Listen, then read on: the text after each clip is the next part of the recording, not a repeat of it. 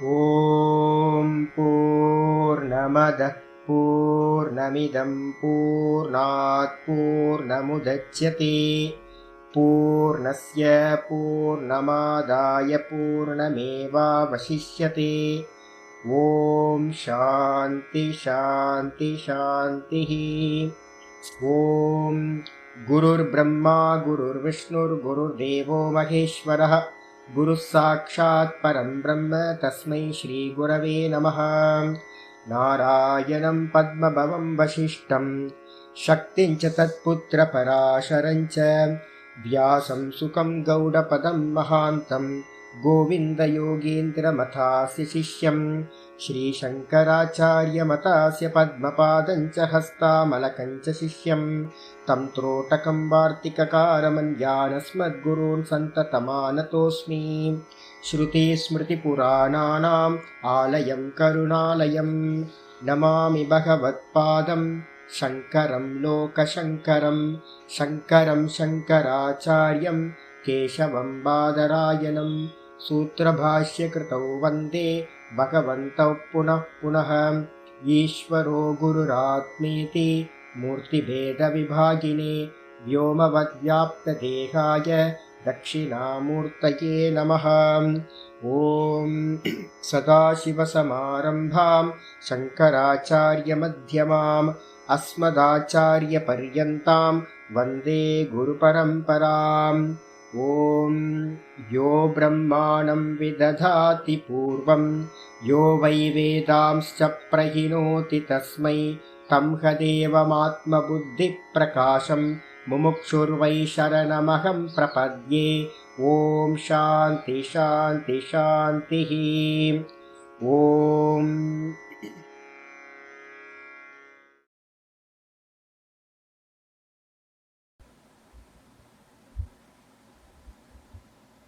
இன்றையிலிருந்து நம்ம பார்க்கக்கூடிய கிரந்தம் ஆத்ம அனாத்ம விவேகம். யாராவது மியூட் பண்ணாம இருந்தீங்கன்னா மியூட் பண்ணிக்கங்க. இந்த ஆத்ம அனாத்ம விவேகம் அப்படின்றது ஆதிசங்கரால எழுதப்பட்டதா இருக்கு. ஆதிசங்கரால் எழுதப்பட்ட ஒரு பிரகரண கிரந்தம்னு சொல்லுவாங்க. இந்த பிரகரண கிரந்தம்னா என்ன அப்படின்னு கேட்டீங்கன்னா, மூல கிரந்தங்கள் வேற, பிரகரண கிரந்தங்கள் வேற. இந்த மூல கிரந்தங்கள் அப்படின்னா எது அப்படின்னா உபனிஷதங்கள் தான் மூல கிரந்தங்கள். அதுக்கு பேர் தான் வேதாந்தம் அப்படின்னு பேர். வேதத்தோட எண்டுல இருக்கிறதுனால அதுக்கு பேர் வேதாந்தம் அப்படின்னு பேர். ஒரு அர்த்தம் வேதத்தோட எண்டுல இருக்கு. இன்னொரு அர்த்தம் பாத்தீங்கன்னா அந்தம் அப்படின்னா சித்தாந்தம்னு அர்த்தம். அந்தம்ன்றதுக்கு அர்த்தம் சித்தாந்தம், கன்க்ளூஷன் அப்படின்னு சொல்லலாம். வேதத்தோட கன்க்ளூஷனுக்கு பேர் வேதாந்தம் அப்படின்னு பேர். அப்ப அந்த வேதாந்தம் இது உபனிஷதங்கள். அந்த உபனிஷதங்கள் பாத்தீங்கன்னா 1181 உபனிஷதங்கள் அப்படின்னு சொல்லுவாங்க. இதுல பிரதானமான உபனிஷதங்கள் அப்படின்னா 10 உபனிஷதங்களை ஆச்சாரியர் என்ன பண்ணியிருக்கார், சங்கரர் பாஷ்யம் பண்ணியிருக்கார்.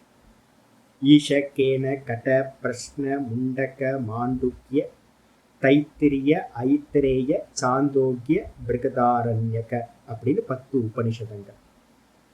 இந்த 10 உபனிஷதங்களுக்கும் பாஷ்யம் பண்ணதுக்கு பிறகு ஆச்சாரியர் என்ன பண்றார் அப்படின்னா, இந்த உபனிஷதங்களோட அர்த்தங்களை மத்தியம் அதிகாரிகளுக்கும் மந்த அதிகாரிகளுக்கும் கிரகணம் பண்றது ரொம்ப கஷ்டமா இருக்கு அப்படின்னு யோசிச்சு அவர் என்ன பண்றார், நிறைய பிரகரண கிரந்தங்களை பண்றார்.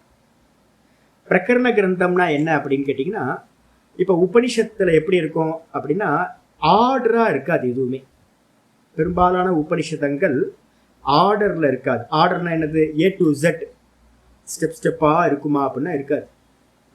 நிறைய உபனிஷதங்கள் இங்க அங்க மாறி மாறி மந்திரங்கள்லாம் இருக்கும்.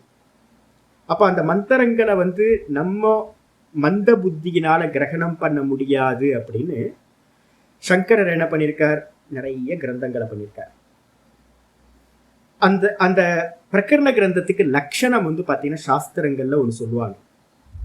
என்ன லட்சணம் அப்படின்னு கேட்டீங்கன்னா, சாஸ்திரைக்கதேச சம்பந்தம் சாஸ்திர காரியாந்தரே ஸ்திதம் ஆகுஹு பிரகரணம் நாம கிரந்தபேத விபஸ்சிதா அப்படின்னு ஒரு லட்சணம் இருக்கு. சாஸ்திரைக்கதேச சம்பந்தம் சாஸ்திர காரியாந்தரே ஸ்திதம் ஆகுஹு பிரகரணம் நாம கிரந்தபேத விபஸ்சிதா அப்படின்னு இருக்கு. அதாவது மூல கிரந்தம் எது? உபனிஷத். இந்த மூல கிரந்தம் தான் சாஸ்திரம் அப்படின்னு நம்ம சொல்லுவோம். வேதாந்த சாஸ்திரம்னா மூல கிரந்தம், உபனிஷதங்கள். அந்த உபனிஷதங்கள்ல இருக்கக்கூடிய ஏதாவது ஒரு அம்சத்தை மட்டும் எடுத்துக்கிட்டு, ஏதாவது ஒரு அம்சத்தை எடுத்துக்கிறது. சாஸ்திர ஏகதேச சம்பந்தம், சாஸ்திரத்துல இருக்கிற ஏதாவது ஒரு பாகத்துல இருக்கிறத மட்டும் சம்பந்தம் பண்ணிக்கிட்டு, அதே நேரத்துல சாஸ்திர காரியாந்தரே ஸ்திதம், சாஸ்திரத்தோட காரியம்னு ஒண்ணு இருக்கு. என்ன காரியம் அப்படின்னா, சாஸ்திரம் பார்த்தீங்கன்னா மொத்தம் நம்ம பிரித்தோம் அப்படின்னா, கான்செப்டா பிரித்தோம்னு வச்சுங்களேன், ஒரு 200 கான்செப்ட் பார்த்தீங்கன்னா நம்ம பிரிச்சுக்கலாம். மொத்த வேதாந்த தரிசனத்திலையும் சும்மா நான் ஒரு இதுக்காக சொல்கிறேன், ஒரு 200 கான்செப்ட்னு வச்சுக்கோங்க. இப்போ சிருஷ்டினா எப்படி அப்படின்னு ஒரு கான்செப்ட், அப்புறம் ஜீவன்னா யாருன்னு ஒரு கான்செப்ட், ஈஸ்வரன்னா யாருன்னு ஒரு கான்செப்ட், மாயானா எது அப்படின்னு ஒரு கான்செப்ட், ஜீவ பிரம்ம ஐக்கியம்ன்றது ஒரு கான்செப்ட். இது மாதிரி நிறைய கான்செப்ட் இருக்கு. அப்ப இதுக்கு எல்லாத்துக்கும் அந்த கான்செப்டுக்கு பேர் என்ன பேருன்னா காரியம் அப்படின்னு பேர், சாஸ்திரத்தோட காரியம். அப்ப சாஸ்திரத்துல இருக்கக்கூடிய இந்த கான்செப்ட்ல ஒன்னோ இல்ல 2-3 கான்செப்டையோ எடுத்துக்கிட்டு, இல்ல ஒரு 10 கான்செப்ட் கூட எடுத்துக்கலாம், எடுத்துக்கிட்டு அங்கங்க செதறி இருக்கும், அதை எல்லாத்தையும் கலெக்ட் பண்ணி ஒரே ஆர்டரா அதை பண்றதுக்கு பேர் பிரகரணம் அப்படின்னு பேர். அப்போ 200 கான்செப்ட்ல இப்போ ஒரு எக்ஸாம்பிள் நான் சொல்றேன்.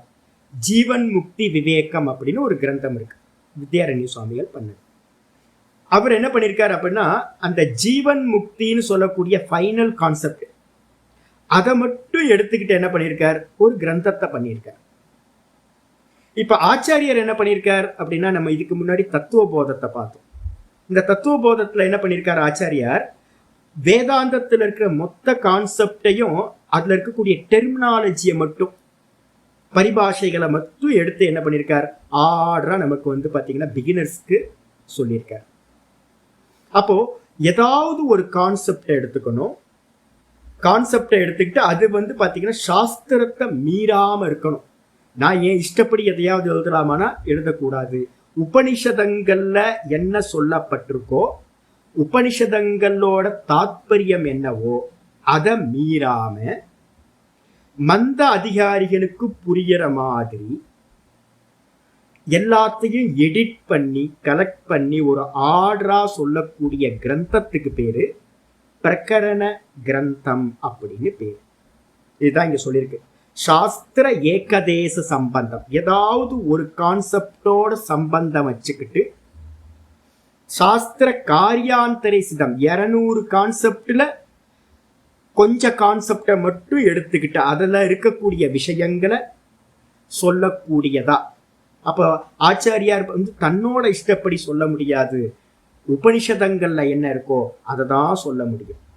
ஆகுஹு பிரகரணம் நாம, அது மாதிரி எந்த கிரந்தம் செய்யப்படுதோ அந்த கிரந்தத்துக்கு பிரகரணம் நாம, பிரகரணம் என்ற பெயராகும் அப்படின்னு விவேகி புருஷர்கள் சொல்கிறார்கள் அப்படின்னு லட்சணம் இருக்கு. இதுக்கு தமிழ்ல சொன்னீங்க அப்படின்னா என்ன சொல்லலாம், பிரகரணம் அப்படின்றதுக்கு அர்த்தம் வழி நூல்கள் அப்படின்னு நம்ம சொல்லலாம். ஒரு மூல நூல்களை வைச்சுக்கிட்டு எழுதக்கூடிய வழி நூல்கள் அப்படின்னு நம்ம சொல்லுவோம். இப்ப நம்ம சம்ஸ்கிருதம் படிக்கிறதுனால நம்ம என்ன பண்ணலாம், பிரகரணம்ன்ற சப்தத்தையே நம்ம எடுத்துக்கலாம். அப்போ ஆத்ம அனாத்ம விவேகா, இது ஒரு பிரகரண கிரந்தம். யார் பண்ணினது, ஆதிசங்கரர் பண்ணது. ஆதிசங்கரர் என்ன பண்ணியிருக்கார், 10 உபனிஷத்து பாஷ்யம் பண்ணார். அதுக்கப்புறம் இது மாதிரி நிறைய ஒரு 40-50 பிரகரண கிரந்தங்களை பண்ணி வச்சிருக்கார். அது மட்டும் இல்லாம நிறைய ஸ்தோத்திர கிரந்தங்களை, ஈஸ்வரனை வந்து பார்த்தீங்கன்னா குறிச்ச நிறைய ஸ்தோத்திரங்களையும் பண்ணி வச்சிருக்காரு. அப்போ இந்த பேக்கேஜ்ல இப்ப நம்ம பார்க்க போறது ஆத்ம அனாத்ம விவேகா, தத்துவபோதத்தோட அட்வான்ஸ் வெர்ஷன் அப்படின்னு இதை நம்ம சொல்லலாம். ரொம்ப அருமையான பிரசன்டேஷன் இதுல இருக்கும். இந்த சாஸ்திரத்தை படிக்கிறதுனால நமக்கு என்ன லாபம் கிடைக்கும் அப்படின்னு கேட்டீங்கன்னா, சாஸ்திரம் சொல்லுது என்னன்னா தரத்தி சோகம் ஆத்மவித்து அப்படின்னு சாந்தோக்கியத்துல சொல்லப்பட்டிருக்கு.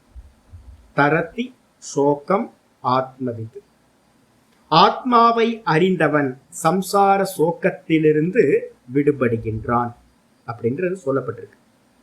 அப்போ சம்சார சோகம்னா என்ன சுவாமி அப்படின்னு கேட்டீங்கன்னா, சம்சார சோகம்ன்றது இந்த ஜென்மங்கள்ல வந்து திரும்ப திரும்ப ஜென்மம் எடுத்துக்கிட்டே இந்த சம்சாரத்துல 84 லட்சம் யோனிகளையும் திரும்ப திரும்ப பிராப்தி பண்றது தான் சோகம்.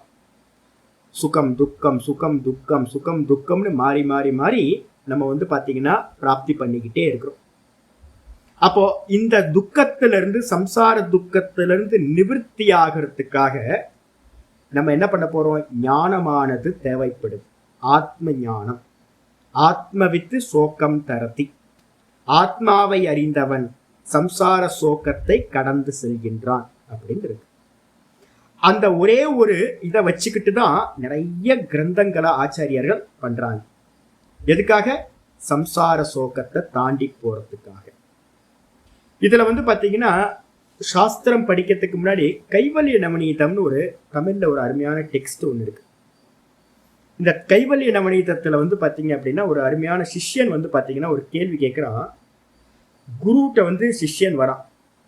சிஷ்யன் வந்தோடனே அவன் வந்து பாத்தீங்கன்னா சம்சாரத்தினால வந்து பாத்தீங்கன்னா ரொம்ப துக்கப்பட்டு குருட்ட வந்திருக்கான், என்னை காப்பாத்துங்க சுவாமி அப்படின்னு.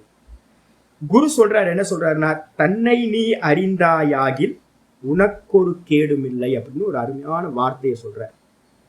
தன்னை நீ அறிந்தாயாகில் உனக்கொரு கேடும் இல்லை அப்படின்னு. என்ன அருமையான வார்த்தை பாருங்க.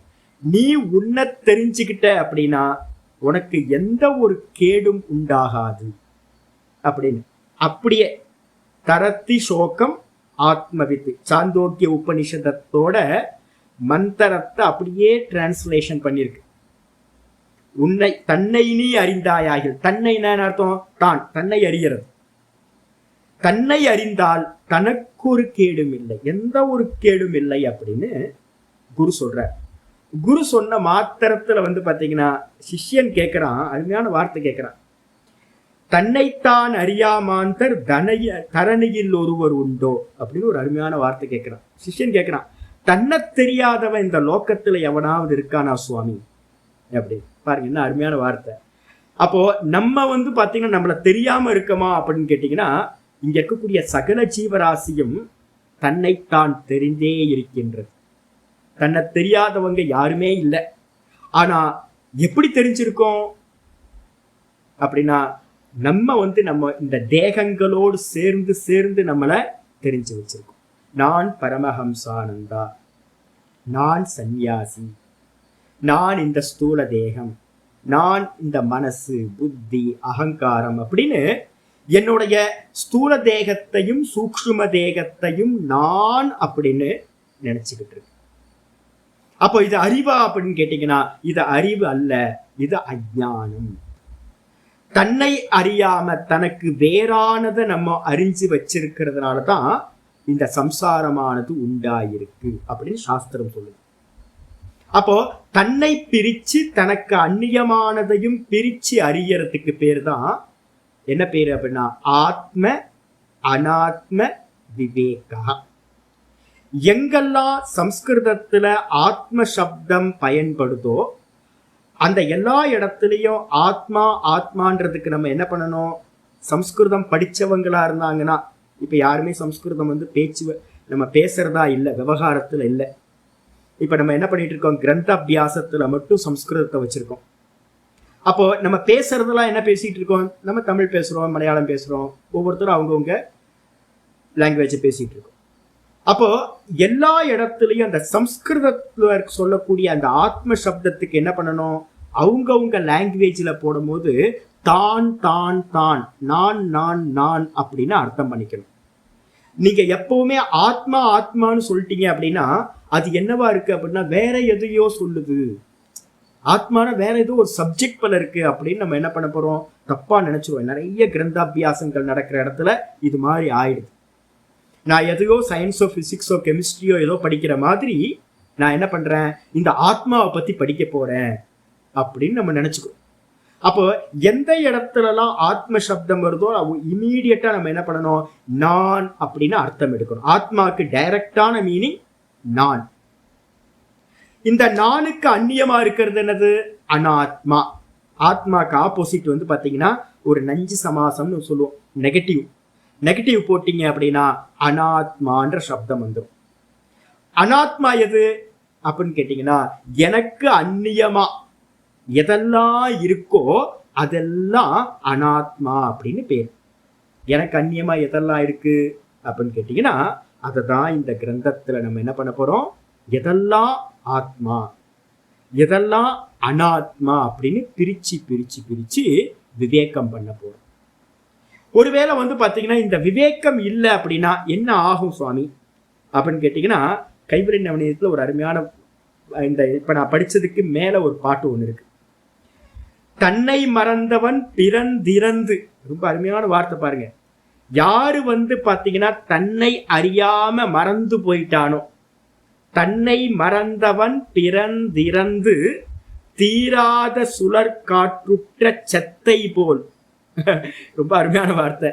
என்ன வார்த்தை அப்படின்னா, தன்னை மறந்தவன் என்ன பண்றான், தான் ஆத்மஸ்வரூபமா இருக்க அப்படின்னு தெரியாம இந்த தேகாதிகளை எல்லாத்தையும் தான் அப்படின்னு எவன் அபிமானிக்கிறானோ, நான் பரமஹம்சான், இந்த தேகம் நான், இந்த மனசு நான், புத்தி நான் அப்படின்னு தன்னோட இந்த அனாத்ம விஷயங்களை எவன் கிரகணம் பண்ணியிருக்கானோ, தன்னை மறந்து போயிட்டானோ, தான் சச்சிதானந்த சுரூபமா இருக்க அப்படின்னு தன்னை பத்தின அறிவு எவனுக்கு இல்லையோ அவன் என்ன ஆவான், தீராத சுழல் காட்டுற்ற செத்தை போல்.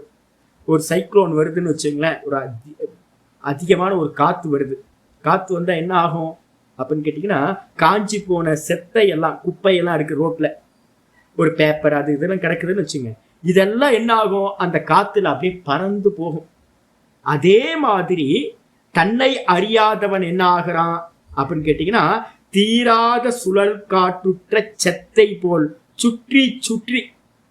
என்ன செத்தை காற்றுனா காத்து எது அப்படின்னா இந்த சம்சாரம் தான். நம்ம என்ன பண்ணுவோம், சேஃபா இருக்கும்னு நினைச்சுக்கிட்டு இருக்கோம், சேஃபா இல்லை. இந்த ஜென்மம் போச்சு அப்படின்னா 84 லட்சம் யோனியில ஒரே ஒரு யோனி மட்டும்தான் மனுஷ பிறவியா சொல்லப்படுது. அப்போ 84 லட்சம் யோனியிலையும் திரும்ப திரும்ப எங்கேயோ சுத்தி திரிஞ்சுக்கிட்டு இருப்போம். இந்த ஜீவன் என்ன பண்ணும், அநேக சரீரங்களை எடுத்து சுத்தி சுத்தி திரிஞ்சு, அதான் இங்க சொல்லுது செத்தை போல. செத்தைன்னா என்ன அர்த்தம், கீழே கிடக்கிற குப்பை மாதிரி என்ன பண்ணுவோம், காத்துனால சுத்தி திரிஞ்சுக்கிட்டே இருப்போம். பேராத கால நேமி பிரமயிர் திரிவன் போதம். வாஸ்தவத்துல நமக்கு வந்து பிறவி இருக்கா சுவாமி அப்படின்னா, மோட்சத்துல காலத்துல ஒரு ஞானி புருஷன்ட்ட கேட்டோம் அப்படின்னா வாஸ்தவத்துல ஜீவன் பந்தப்படவே இல்லை. அப்ப பந்தம்லாம் என்ன அப்படின்னு கேட்டீங்கன்னா, எல்லாம் பிரம. சொப்பனத்துல எப்படி எனக்கு பாம்பு கடிச்சதோ, சொப்பனத்துல எப்படி வந்து பாத்தீங்கன்னா ஒரு டாக்டர்கிட்ட போய் அதுக்கு வைத்தியம் பார்த்து நான் கியூர் பண்ணிக்கிட்டேனோ ஊசி போட்டு, அதே மாதிரி வந்து பாத்தீங்க அப்படின்னா இந்த சம்சாரம் வந்து பாத்தீங்கன்னா வாஸ்தவம் இல்லை, இது எல்லாமே சொப்பன மாதிரி. இது மாதிரி எவன் வந்து பாத்தீங்கன்னா போத மாறாயும் தன்னை தான் அறியும் அவ்வளவுதானே. எதுவரைக்கும் வந்து பாத்தீங்கன்னா நம்ம வந்து விசாரம் பண்ணாம தன்னை பிரிச்சு அறியாம இருக்கிறோமோ அது வரைக்கும் இந்த சம்சாரத்துல சுத்தி திரிவோம். எப்ப வந்து பாத்தீங்கன்னா ஒரு குருநாதர் மூலமா இந்த மொத்தத்தையும் பிரிச்சு பிரிச்சு பிரிச்சு ஆராயும் தன்னை வந்து என்ன பண்ணுவோம், நல்லா ஆராய்ச்சி பண்ணணும், நல்லா விசாரம் பண்ணணும். விசாரம் பண்ணி தன்னையும் தனக்கு அந்நியமானதையும் பிரிச்சு அறிஞ்சோம் அப்படின்னா இந்த சம்சாரமானது எண்டுக்கு வந்து. அப்போ விசாரம் எதுக்காக பண்ண போறோம் அப்படின்னு கேட்டீங்கன்னா, இந்த பிறவி சக்கரத்திலிருந்து வெளியில வரணும். திரும்ப திரும்ப ஜென்ம மரணம் சம்பவிச்சுக்கிட்டே இருக்கு. இந்த ஜென்ம மரணத்திலிருந்து நம்ம விடுபடுறதுக்காக நம்ம என்ன பண்ண போறோம்? ஆத்ம அனாத்ம விவேகத்தை செய்ய போறோம். அப்போ நான் ஏற்கனவே சொல்லியிருக்கேன், என்னன்னு கேட்டீங்கன்னா, இந்த கிரந்தமானது தத்துவபோதத்தோட அட்வான்ஸ் வெர்ஷன் அப்படின்னு சொல்லியாச்சு. சொன்னதுக்கு பிறகு இப்போ நம்ம டெக்ஸ்டுக்குள்ளார என்டர் ஆயிடுவோம். நான் திரும்ப திரும்ப நடுவுலையும் நிறைய சொல்லுவேன். அதனால இப்போ டெக்ஸ்டுக்குள்ளார நம்ம என்டர் ஆயிட்டோம்னா இன்னைக்கு நல்ல நாள். இன்னைக்கு வந்து நம்ம உள்ளுக்குள்ளார போயிடலாம். இந்த உங்களுக்கு பிடிஎஃப் அனுப்பியிருக்கேன். அந்த பிடிஎஃப்ல இருந்து முதல் வெர்ஷஸை பாருங்க. இந்த ஆத்ம அனாத்ம விவேகம் எப்படிப்பட்டதுன்னா, நான் முதல்ல படிச்சது எது? தத்துவபோதம். தத்துவபோதம் எந்த ஆர்டர்ல இருந்துச்சு அப்படின்னா ப்ரோஸ் ஆர்டர்ல இருந்துச்சு. இப்போ நம்ம படிக்கக்கூடிய இந்த கிரந்தம் எப்படி இருக்கு அப்படின்னா, ஆச்சாரியார் 2 விதமா பண்ணியிருக்கார். ப்ரோஸ் ஆர்டர்லயும் பண்ணியிருக்கார், ஸ்லோகமாவும் பண்ணியிருக்கார். 2 இருக்கு. பின்னாடி பார்த்தீங்க அப்படின்னா நிறைய இருக்கும். முதல்ல வந்து ஸ்லோகமா இருக்கு. அதுக்கு அடுத்தது வந்து பார்த்தீங்கன்னா ப்ரோஸ் ஆர்டரா உரைநடையா இருக்கும். மாறி மாறி இருக்கும். நிறைய சேஞ்ச். தத்துவபோதம் ஃபுல்லா ப்ரோஸ் ஆர்டர்ல இருந்துச்சு. இப்போ ஒரு ஆத்மபோதம்னு ஒரு கிரந்தம் இருக்கு. அது ஃபுல்லா ஸ்லோகமா இருக்கும். இது மாதிரி சேஞ்ச் ஆகி ப்ரோஸ் ஆர்டராகவும் ஸ்லோகமாகவும் இருக்கிற கிரந்தம் ரொம்ப அரிதா இருக்கிறது. அப்ப ஆச்சாரியர் என்ன பண்றார்? இந்த மெத்தட்ல தான் பண்ண போறார். ஸ்லோகமாகவும் இருக்கும், சில சமயம் ப்ரோஸ் ஆர்டர்லையும் இந்த கிரந்தம் இருக்கும். முதல் ஸ்லோகம் ரொம்ப ரொம்ப கம்பீரமானது. இதுக்கு முன்னாடி ஆத்ம அனாத்ம விவேகன்ற ஒரு கிரந்தத்தோட பேர் சொல்லியிருக்கோம். ஆத்மான்ற சப்தம் ஒன்று இருக்கு, அனாத்மான்ற ஒரு சப்தம் இருக்கு. ஆத்மானா நான், அனாத்மானா எனக்கு அந்நியமானது. இந்த ரெண்டுத்தையும் விவேகம்ன்றதுக்கு அர்த்தம் விச்சிர் அப்படின்னு ஒரு தாத்து இருக்கு. சம்ஸ்கிருத சப்தங்கள் எல்லாமே வந்து பார்த்தீங்கன்னா அது ஒரு ஒரு ரூட்ல இருந்து, ஒரு வெத சப்தத்துல இருந்து உண்டானது. அதுக்கு பேர் தாத்து அப்படின்னு சொல்லுவோம். எந்த சப்தமா இருந்தாலும் அதுக்கு ஒரு மூல சப்தம் ஒன்று இருக்கும். அதுக்கு பேர் தாத்து. அந்த விவேகம்ன்றதுக்கு அர்த்தம் என்னன்னா விச்சிர் அப்படின்னு ஒரு தாத்து இருக்கு. விச்சிர் அப்படின்னா என்ன அர்த்தம்? பிருத்தக் பாவே அப்படின்னு ஒரு தாத்து. விச்சிர் பிருத்தக் பாவே. பிருத்தக் பாவம்னா என்னதுன்னா தனித்தனியா பிரிச்செடுக்கிறதுன்னு அர்த்தம். அப்போ விவேகம்ன்ற சப்தத்துக்கு டைரக்டா மீனிங் என்ன அர்த்தம் அப்படின்னா தனித்தனியாக விபாகம் பண்ணி பிரிச்சு அறியறதுக்கு பேரு விவேகம்.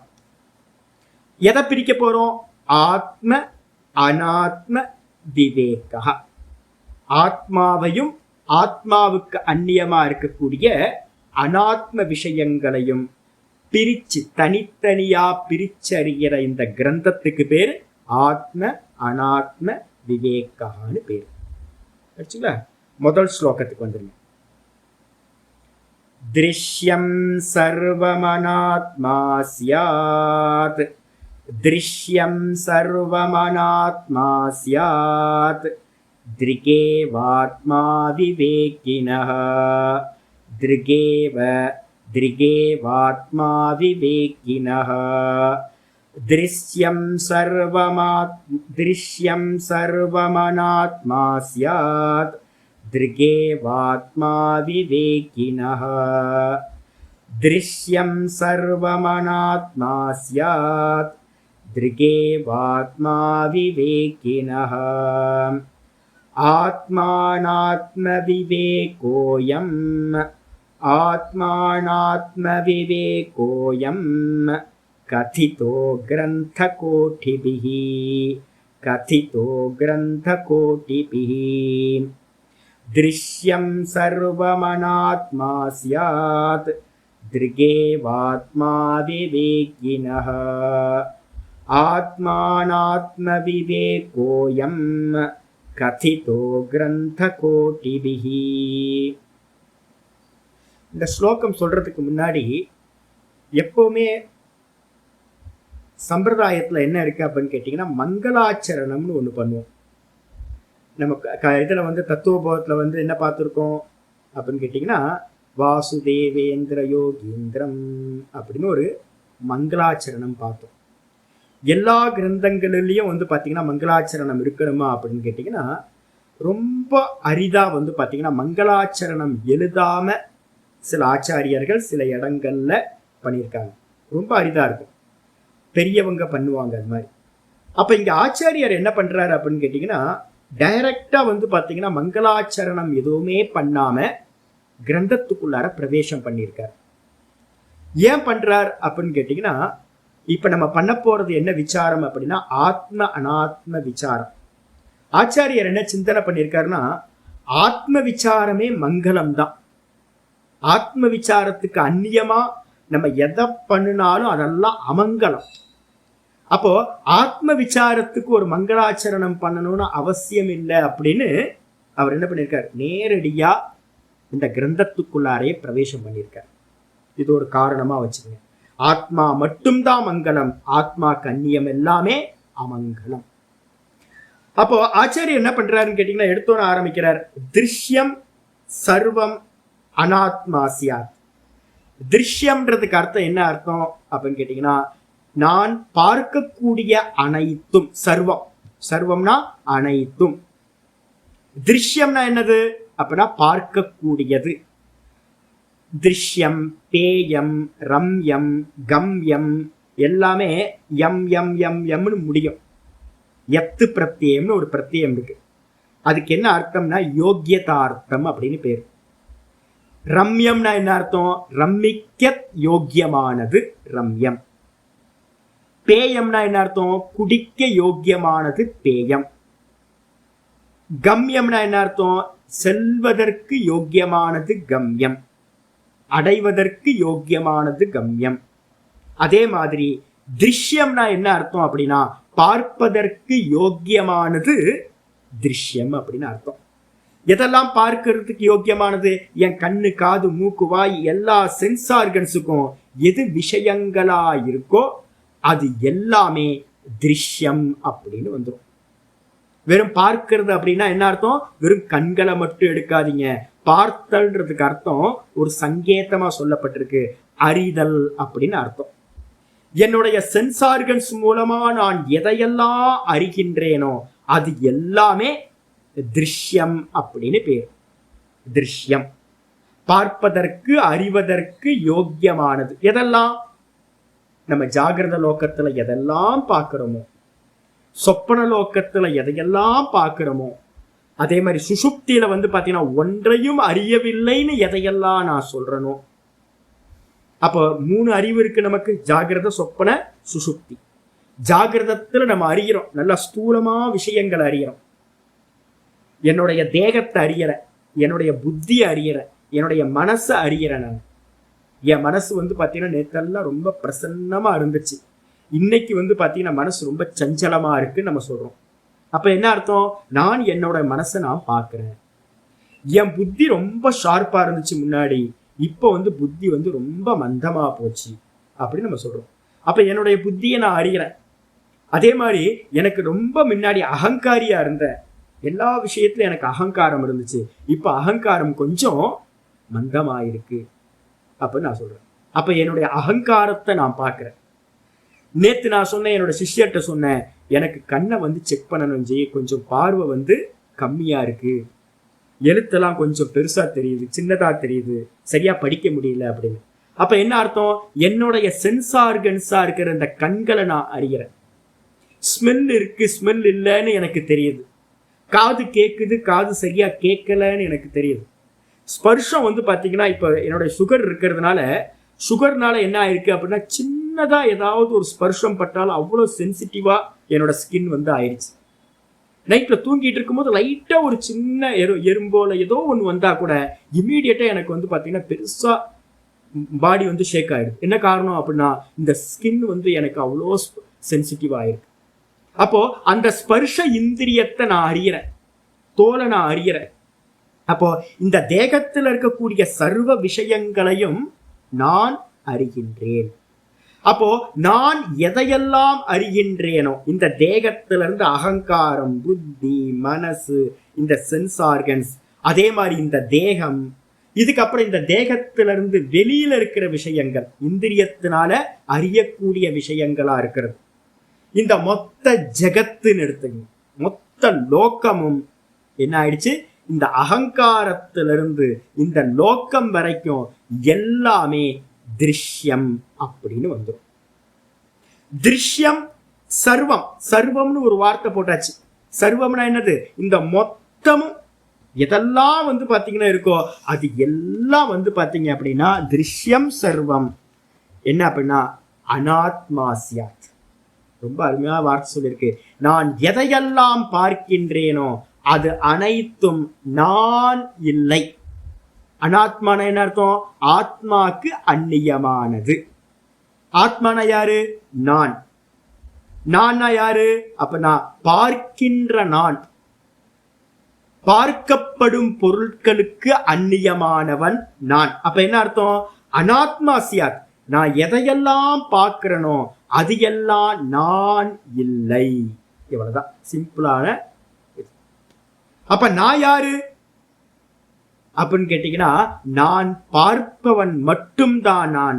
நான் என்னை பார்க்க முடியாது. ரொம்ப முக்கியமான விஷயம் அது. ஆத்மா அனுபவம், ஆத்மா அனுபவம். சில பேர், நிறைய பேர் பாத்தீங்கன்னா இந்த சாஸ்திரங்களை படிக்காதவங்க என்ன நினைச்சிட்டு இருக்காங்க அப்படின்னா, ஆத்மாவை எக்ஸ்பீரியன்ஸ் பண்ணணும், அனுபவிக்கணும், அறியணும் அப்படின்னு. ஆப்ஜெக்ட் ஆகாது. ஆத்மா எந்த காலத்திலையும் ஆப்ஜெக்ட் எந்த கொம்பனுக்கும் ஆகாது. ஈஸ்வரனே நினைச்சாலும் கூட இந்த ஆத்மாவை ஆப்ஜெக்ட் பண்ண முடியாது. ஏன் அப்படின்னா ஆத்மா சதா சப்ஜெக்டா இருக்கிறது. அப்ப எந்த காலத்திலையும் பார்க்கிறவனா இருக்கக்கூடிய இந்த ஆத்மா பார்க்கப்படும் வஸ்துவா, திருஷ்யமா ஆகவே முடியாது. அப்ப அதான் இங்க சொல்லிடுச்சு, திருக்கேவ ஆத்மா விவேக்கினக. யாரு நல்ல விவேகம் உடையவர்களா இருக்காங்களோ, நல்ல விவேகம், பிரிச்சறிகிற சாமர்த்தியம். விவேகி அப்படின்னு என்ன அர்த்தம்? விவேகம் பண்றவனுக்கு பேரு விவேகி.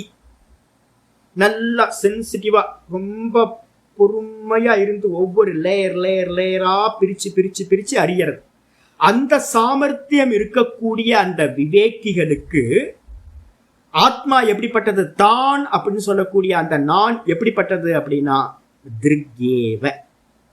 திருக்குனா என்னது அப்படின்னா பார்ப்பவனுக்கு பேரு திருக்குன்னு பேர்.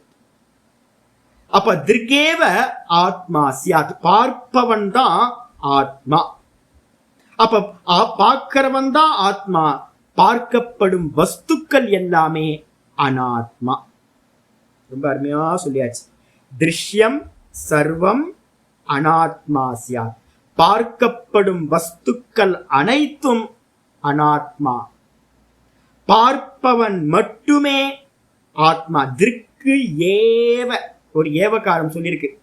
ஏவ அப்படின்னா என்ன அர்த்தம்னா இதர வியாபகத்துவம் அப்படின்னு பேர்.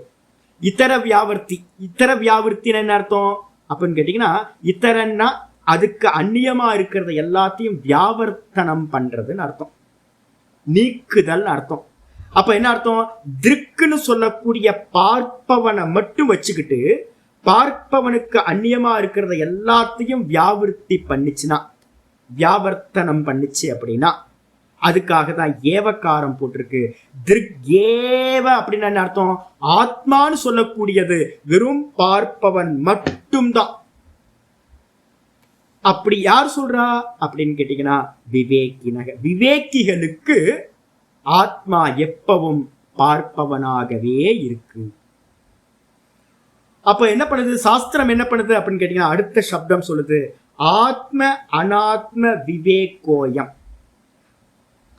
ஆத்ம அனாத்ம விவேகோ அயம். அயம்ன்றதுக்கு அர்த்தம் இந்த, இந்த அர்த்தம். இந்த ஆத்ம அனாத்ம விவேகமானது எது?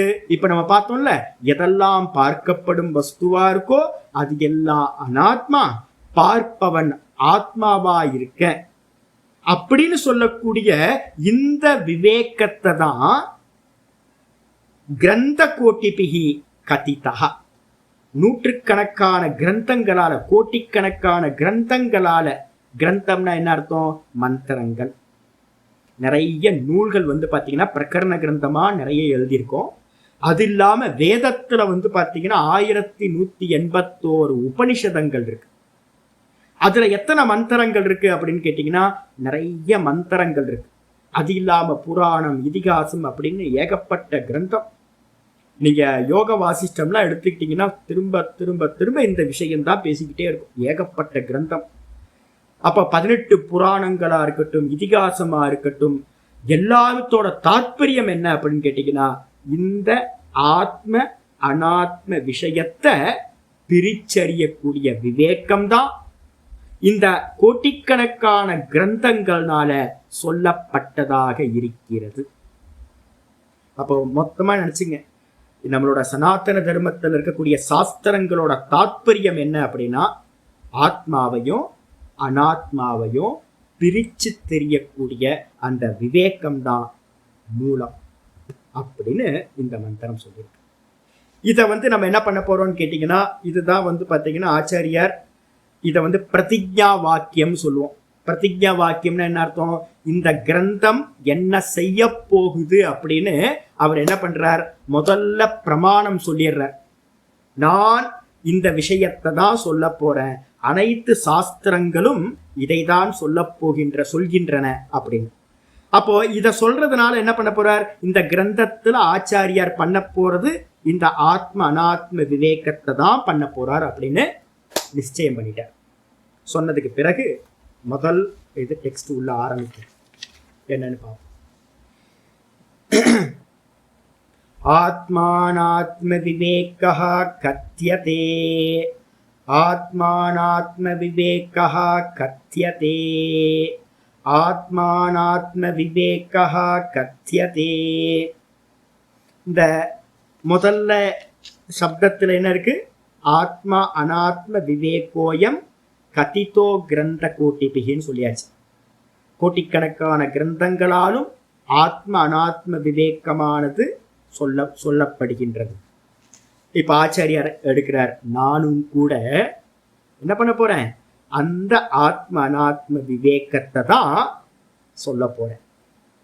ஆத்ம அனாத்ம விவேக, ஆத்மானா என்ன அனாத்மானா என்ன அப்படின்னு பிரிச்சறியக்கூடிய விவேகத்தை தான் கதிதா சொல்ல போகின்றேன் அப்படின்னு. இதுல பாத்தீங்க அப்படின்னா ஆத்ம அனாத்ம விவேகம்னா என்ன சுவாமி அப்படின்னா, சப்தங்களுக்கு அர்த்தம் பாத்தீங்கன்னா ரொம்ப தெளிவா நமக்கு தெரிஞ்சாதான் பிரவருத்தி பண்ண முடியும். அதுல நம்ம நினைச்சிட்டு இருக்கோம் ஆத்மான்றதுக்கு அர்த்தம் நான் நான் சொன்னேன்னா, அந்த நான் எப்படிப்பட்ட நான் எப்படிப்பட்டது அப்படின்னு சம்ஸ்கிருதத்துல பாத்தீங்கன்னா ஒவ்வொரு சப்தத்துக்கும் ஒரு தாத்து இருக்கு அப்படின்னு நான் சொல்லியிருக்கேன். ஒரு மூலச்சொல் இருக்கும். இப்ப நம்ம சொல்றோம் ராமன் அப்படின்னு நம்ம சொல்றோம்னு வச்சுங்களேன். ராமன்னா என்னது அப்படின்னா ஒரு சப்தம் இருக்கு. எந்த சப்தமா இருக்கட்டும், இப்ப நான் பரமஹம்சானந்தான் சொல்றேன் அப்படின்னா ஒவ்வொரு சம்ஸ்கிருத சப்தங்களுக்கும் ஒரு ரூட் இருக்கு, ஒரு தாத்து இருக்கு. இப்ப ராமன் அப்படின்னு ஒரு சப்தம் எடுத்துக்கிட்டேன்னு வச்சுங்களேன், ரமு கிரீடாயாம் அப்படின்னு ஒரு தாத்து இருக்கு. ராமன் அப்படின்னா என்ன அர்த்தம்? எவனை நினைத்து தியானம் செய்தால் யோகிகள் மகிழ்ச்சி அடைவார்களோ அவனுக்கு பெயர் ராமன் அப்படின்னு பேர். ரமு கிரீடாயாம்னா மகிழ்ச்சி கொள்வதில் அப்படின்னு ஒரு அர்த்தம் இருக்கு. அப்போ யார நினைச்சு நான் சிந்தனை பண்ணா எனக்கு மகிழ்ச்சி உண்டாகுமோ அவனுக்கு பெயர் ராமன். பாருங்க என்ன அருமையான வார்த்தை. கிருஷ்ணன் அப்படின்னு எடுத்துக்கிட்டீங்க அப்படின்னா அந்த தாத்து பாத்தீங்கன்னா கர்ஷதி இதி கிருஷ்ணா, நம்மளை பண்படுத்துபவன் எவனோ அவனுக்கு பேர் கிருஷ்ணன் அப்படின்னு பேர். இது மாதிரி எந்த சப்தமா இருந்தாலும் அது பாத்தீங்கன்னா ஒரு தாத்துன்னு சொல்லக்கூடிய ஒண்ணு இருக்கு, அதோட மீனிங்ல தான் இருக்கும். அப்போ எந்த சப்தமும் மீனிங்லெஸ்ஸா சம்ஸ்கிருதத்துல சாஸ்திரங்கள்ல உபயோகப்படுத்துவது இல்லை. இப்ப நம்ம சொல்றோம் ஆத்மா அப்படின்னு ஒரு சப்தம் இருக்கு. இந்த ஆத்மான்ற சப்தம் என்னது? நான். டைரக்டா மொழிபெயர்த்தோம்னா என்ன அர்த்தம்? நான். அந்த நான் என்ன நினைச்சுக்கிட்டு இருக்கேன் இது வரைக்கும்? நான் அப்படின்னா நான் பரமஹம்சானந்தா. எங்க இருக்க? நான் தான். யாரு? இந்த தேகம் தான் அப்படின்னு என்ன நான் என்ன பண்ணிட்டேன்? டைம்னால லிமிட் பண்ணிட்டேன். டேட் ஆஃப் பர்த் இருக்கு, டேட் ஆஃப் டெத் இருக்கு, லிமிட் ஆயாச்சு. அதுக்கப்புறம் தேசத்தினால நான் எங்க இருக்கேன்? திருவண்ணாமலையில நான் இருக்கேன், டைம் ஸ்பேஸ் வந்தாச்சு. அதுக்கப்புறம் மேட்டர், நான் வேற, நான் பரமஹம்சானந்தா, எனக்கு எதிர்க்க இருக்கிற லேப்டாப் வேற, டேபிள் வேற, புஸ்தகம் வேற, நீங்க வேற, நான் வேற, இந்த பர்வதம் வேற அப்படின்னு எல்லாத்தையும் நான் என்ன பண்ணிட்டேன், மேட்டர் எல்லாத்தையும் தனித்தனியா வேற வேற நான் சொல்றேன். அப்போ நான் அப்படின்றது நீங்க இல்ல, டேபிள் இல்ல, பர்வதம் இல்ல, இந்த செவுரு இல்ல. அப்ப என்ன அர்த்தம், நான் வந்து பாத்தீங்கன்னா மேட்டர்னால லிமிட் ஆயிட்டேன். அப்போ டைம்னாலையும் ஸ்பேஸ்னாலையும் மேட்டர்னாலையும் வஸ்துனாலையும் பகுக்கப்பட்டவனா, லிமிட் பண்ணப்பட்டவனா, பரிச்சின்னப்பட்டவனா நான் என்ன இருக்கேன், என்ன நான் அறிகிறேன். நான் நான் பரமஹம்சம் எங்க இருக்கேன், நான் தான் இங்கதான் இருக்கேன் அப்படின்னு நம்ம சொல்றோம். ஆனா வாஸ்தவத்துல இந்த நானுக்கு அர்த்தம், அந்த ஆத்ம சப்தத்துக்கு அர்த்தம் அப்படி இல்லை. ஆத்ம சப்தம்ன்றது வந்து பாத்தீங்கன்னா ஒரு ரூட் இருக்கு, ஒரு தாத்து இருக்கு, ஆப்பிள் ரூ அப்படின்னு ஒரு தாத்து.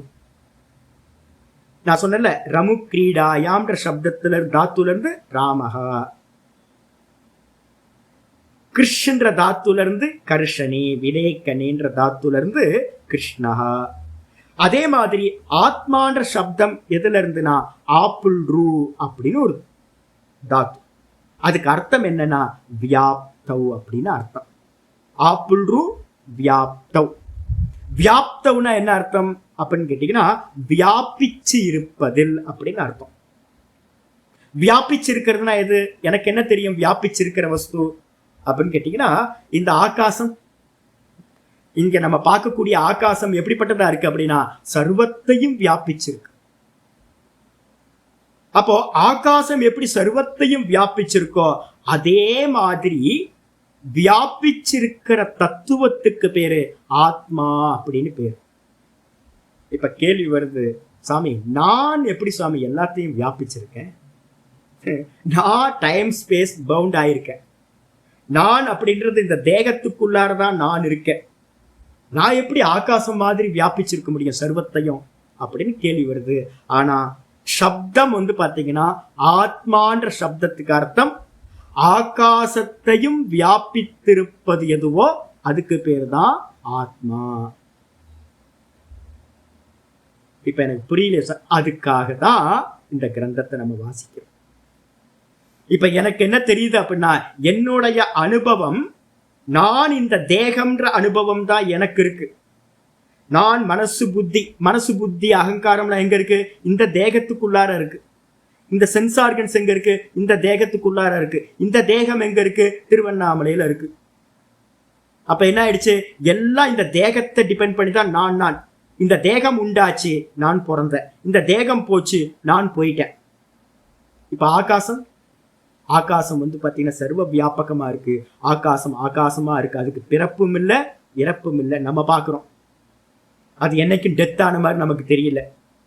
அப்ப என்ன அர்த்தம் ஆகுது அப்படின்னா கோடிக்கணக்கான வருஷங்களாவும் இந்த சிருஷ்டி எப்போ உண்டாச்சோ அப்போதுல இருந்து இந்த ஆகாசம் நித்தியமா இருந்துட்டு. ஆனா நான் வந்தேன் போயிடுவேன் அப்படின்னு நமக்கு அனுபவம் இருக்கு. அப்ப என்ன அர்த்தம் கேட்டீங்கன்னா எது வரைக்கும் இந்த மாதிரி நம்ம லிமிட்டா என்ன தெரிஞ்சுக்கிறோமோ அது வரைக்கும் நமக்கு சம்சாரம் வந்துகிட்டே இருக்கும். அப்போ அறிவு இருக்கா அப்படின்னு கேட்டீங்கன்னா கைவரினவன் இடத்துல சொன்னால தன்னை அறியாத மாந்தர் உலகில் உண்டோ தரணியில் உண்டோ. அவன் கேட்டிருக்கான் தன்னை அறியாதவர் யாராவது இருக்காங்கன்னா எல்லாருக்கும் தன்னை தெரியும். பிரம்மசூத்திர பாஷ்யத்துல ஆச்சாரியர் ஆரம்பிக்கும் போதே இதைதான் சொல்றார். இந்த லோக்கத்துல வந்து பாத்தீங்கன்னா எல்லாருக்கும் தன்னை தெரியும், எல்லாருக்கும் தன்னை தெரியும். சார்வாக்கர்னு ஒரு ஆள் இருக்கான், உலகியல்வாதி மெட்டீரியலிஸ்ட் ஒருத்தன் இருக்கான். அவன் என்ன சொல்றான்னு கேட்டீங்கன்னா இந்த தேகம் தான் ஆத்மா, தேகத்துக்கு அந்நியமா ஆத்மான்னு ஒண்ணு இல்லவே இல்லைன்னு சொல்றான். தேகமே ஆத்மா, தேக ஆத்மவாதின்னு பேர். அப்ப இந்த தேகம் உண்டாச்சுன்னா ஆத்மா உண்டாச்சு, தேகம் போச்சு அப்படின்னா ஆத்மா போச்சு அப்படின்னு அவன் சொல்றான். அதனால்தான் அவன் என்ன சொல்றான்னு கேட்டீங்கன்னா ரிணம் கிருத்வா கிருதம் பிபேத் அப்படின்னு சொல்றான். கடனை வாங்கியாவது நெய்யை ஊத்தி நல்லா சாப்பிடுங்க, எவ்வளவு முடியுமோ பொய் சொல்லுங்க, நல்லா வந்து பார்த்தீங்கன்னா ஏமாத்துங்க, நல்லா அனுபவிங்க. இருக்கிற வரைக்கும் இந்த தேகம் இருக்கிற வரைக்கும் தான் எல்லாம். இந்த தேகத்தை இருக்கிற வரைக்கும் என்ன பண்ணுங்க அப்படின்னா அடிச்சு உடச்சி பிடிச்சி எதையெல்லாம் பண்ண முடியுமோ இந்த தேகத்தை சுகமா வச்சுக்குங்க. இந்த தேகம் பஸ்மி ஆயிடுச்சுன்னா பஸ்மம் ஆயிடுச்சு அப்படின்னா திரும்ப வரவா போறான். அப்போ இந்த ஜென்மம் எடுத்தோம் அப்படின்னா இந்த தேகம் இருக்கிற வரைக்கும் தான், இந்த தேகம் போச்சுன்னா எல்லாம் முடிஞ்சிருச்சு அப்படின்னு இந்த மெட்டீரியலிஸ்டா உலகியல்வாதியா இருக்கிறவன் சொல்றான். லோகாயத்தன் அப்படின்னு பேர். அவன் சொல்றான் இந்த தேகமே ஆத்மா அப்படின்னு. அதே அவனோட தம்பி ஒருத்தன் சொல்றான், அண்ணன் தம்பியா இருக்கிறவன் இன்னொரு பிலாசபர் சொல்றான், இல்ல இல்ல இந்திரியங்கள் தான், சென்ஸ் ஆர்கன்ஸ் தான் பாத்தீங்கன்னா ஆத்மாவா இருக்கு அப்படின்னு சொல்றான் இன்னொருத்தன். அவனும் சார்வாக்கன் தான். அதுக்கு அடுத்தது பாத்தீங்கன்னா இன்னொருத்தர் வரான், இல்ல இல்ல இல்ல மனசே ஆத்மா அப்படின்னு இன்னொருத்தர் சொல்றான், மனசுதான் ஆத்மா அப்படின்னு. மனோ ஆத்மவாதி அப்படின்னு பேர். அப்ப தேக ஆத்மவாதி, இந்திரிய ஆத்மவாதி, அதே மாதிரி மன ஆத்மவாதி, மனோ ஆத்மவாதின்னு பேர். இதுக்கு அடுத்தது புத்திதான் ஆத்மா அப்படின்னு யார் சொல்றா அப்படின்னா பௌத்த மதத்துல இருக்கக்கூடிய விஞ்ஞானவாதிகள் அப்படின்னு பேர். அவங்க என்ன சொல்றாங்கன்னா புத்திதான் ஆத்மா, ஒவ்வொரு தாட்டும் ஆத்மா. ஒரு தாட்டு வருது அப்படின்னா ஆத்மா ஜனிக்குது, ஒரு தாட்டு போச்சு அப்படின்னா ஆத்மா மரணிச்சு போகுது. அப்போ ஆத்மா எப்படி இருக்குன்னா க்ஷணம் க்ஷணம் பாத்தீங்கன்னா உதயமாயி மறைஞ்சி, உதயமாகுது மறையுது அப்படின்னு க்ஷணிக்கவாதிகள் அப்படின்னு சொல்லக்கூடிய பௌத்த மதத்துல ஒருத்தர் சொல்றாங்க. அதுக்கப்புறம் அவங்களோட அண்ணன் ஒருத்தர் இருக்கான், சூன்யவாதின்னு பேரு. தூக்கத்துக்கு போறோம், தூக்கத்துல ஏதாவது தாட் இருக்கா? தூக்கத்துல ஒன்றும் இல்லை, டைம் இல்லை, ஸ்பேஸ் இல்லை, மேட்டர் இல்லை, எதுவுமே இல்லை. அப்ப சூன்யவாதி சொல்றான் ஆத்மா எப்படிப்பட்டது அப்படின்னா சூன்யமானது ஆத்மா அப்படின்னு சூன்யவாதி சொல்றான். இவ்வளவுதாங்க. அப்போ இந்த லோக்கத்துல இருக்கிறவங்க எல்லாரும் நம்மெல்லாம் எங்க இருக்கோம் நமக்கு நல்லா தெரியுமே. நம்ம யார் தெரியுங்களா? நம்ம கொஞ்சம் நம்ம இந்த தேசத்துல பிறந்ததுனால, சனாதன தர்மத்துல பீஜம் இருக்கிறதுனால நமக்கு கொஞ்சம் பதிவுகள் இருக்கு. அதனால நம்ம என்னவா இருக்கோம் அப்படின்னு கேட்டீங்கன்னா, நமக்கு உங்களுக்கும் எனக்கு என்ன அனுபவம் இருக்கு? நான் பரமஹம்சானந்தா, நீங்க கோகுல், நீங்க பிரபோதா அப்படின்னு ஒவ்வொருத்தருக்கும் நான் என்ன பண்ணிருக்கேன், ஒவ்வொரு பேர். நீங்க வேற நான் வேற, நீங்க வேற நான் வேற. எறும்புல ஒரு ஆத்மா இருக்கு, என்னிடத்துல ஒரு ஆத்மா இருக்கு, யானையில ஒரு ஆத்மா இருக்கு, குரங்குல ஒரு ஆத்மா இருக்கு, மனுஷங்கள்ல அநேக மனுஷங்கள், அநேக ஆத்மா இருக்கு அப்படின்னு நம்ம என்ன பண்ணிட்டு இருக்கோம், பிரிச்சு பிரிச்சு ஆத்மாவை பார்க்கிறோம். இது யாரோட பிலாசபி அப்படின்னு கேட்டீங்கன்னா சாங்கியம், கபிலரோட சாங்கிய தத்துவத்துல சொல்லப்பட்டது. பிரதிதேகம் ஆத்மா பின்னம். அவன் சொல்றான் ஒவ்வொரு தேகத்திலையும் ஆத்மா தனித்தனித்தனியா இருக்கு அப்படின்னு அவங்க சொல்றாங்க. இப்ப நம்ம அனுபவம் அதுன்னு நம்ம பாத்தீங்கன்னா நான் அப்படின்றத எப்படி அறியறோம்? நான் வேற, இங்க இருக்கக்கூடிய சர்வ ஜீவராசிகளும் வேற வேற வேறையா இருக்கு அப்படின்னு. ஆனா ஆத்ம சப்தத்தோட அர்த்தம் என்னது அப்படின்னு கேட்டீங்கன்னா, ஆத்ம சப்தம் வியாபிச்சிருக்கிற தத்துவத்தை குறிக்கிறது. நான் இந்த தேகம் இல்லை, வாஸ்தவத்துல நான் ஆகாசத்தை போன்று எங்கும் நிறைந்தவனா இருக்க, பூரிச்சவனா இருக்க, பூரிச்சு போயிருக்க. இந்த மாதிரி ஒரு அனுபவம் எனக்கு உண்டாச்சு அப்படின்னா, எந்த மாதிரி அனுபவம்? நான் தேகம் இல்லை, நான் இந்த தேகத்துல மட்டும் இல்லை, இங்க இருக்கக்கூடிய சர்வத்தையும் வியாபிச்சவனா நான் இருக்கேன் அப்படின்னு என்ன அறிஞ்சா அதுதான் உண்மையான ஆத்ம ஞானம். இதுக்கு அந்நியமா ஆத்ம ஞானம்னு ஒண்ணு இல்லவே இல்லை. அப்போ ஒரு மந்திரம் சொல்லுது, லிங்க புராணத்துல ஒரு மந்திரம் இருக்கு, ஒரு ஸ்லோகம். லிங்க புராணத்துல ஆச்சாரியர் என்ன பண்றாரு, கட்டோபனிஷத்து பாஷ்யத்துல ஆத்மான்றதுக்கு அர்த்தம் அவர் ஒரு மீனிங் சொல்றார். ஆத்மான என்ன அப்படின்னு கேட்டீங்கன்னா, யச்சாப்னோதி யதா தத்தே யச்சாதி விஷயானிஹ யச்சாஸ்ய சந்ததோ பாவஹ தஸ்மாத் ஆத்மேதி கீர்த்தியதே.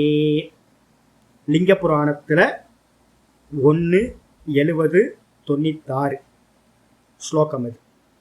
யச்சாப்னோதி யதா தத்தே யச்சாதி விஷயானிஹ யச்சாஸ்ய சந்ததோ பாவஹ தஸ்மாத் ஆத்மீதி கீர்த்தியதே. ஆத்மானா என்ன அப்படின்னா, சங்கரர் கட்டோபனிஷத்தோட பாஷ்யத்துல 2வது சாப்டர் அதுல முதல் மந்திரத்துல பாஷ்யத்துல இதை சொல்றார். இதான் ரொம்ப முக்கியமான லட்சணம். இந்த இப்ப நான் சொன்ன ஸ்லோகத்தை ஆச்சாரியர் ஒரு 3 இடங்கள்ல திரும்ப திரும்ப பயன்படுத்துறார். என்ன அர்த்தம் அப்படின்னு கேட்டீங்கன்னா, எச்சாப்னோதி. எச்சாப்னோத்தினா என்ன அர்த்தம் அப்படின்னா, எது பாத்தீங்கன்னா சர்வத்தையும் வியாபிச்சிருக்கோ. ஜி ரவிஜி நீங்க மியூட் பண்ணணும். ரவிஜி, இப்ப நான் சொன்ன பாத்தீங்களா, ஆப்புள்ன்ற தாத்துல இருந்து ஆத்ம சப்தம் உண்டாச்சு அப்படின்னு. அதேதான் லிங்க புராணத்திலையும் சொல்லுது. எந்த தத்துவமானது ஆப்னோத்தி அப்படின்னா சர்வத்தையும் அடைந்ததாக வியாபிச்சதா இருக்கோ, எச்சாப்னோத்தி.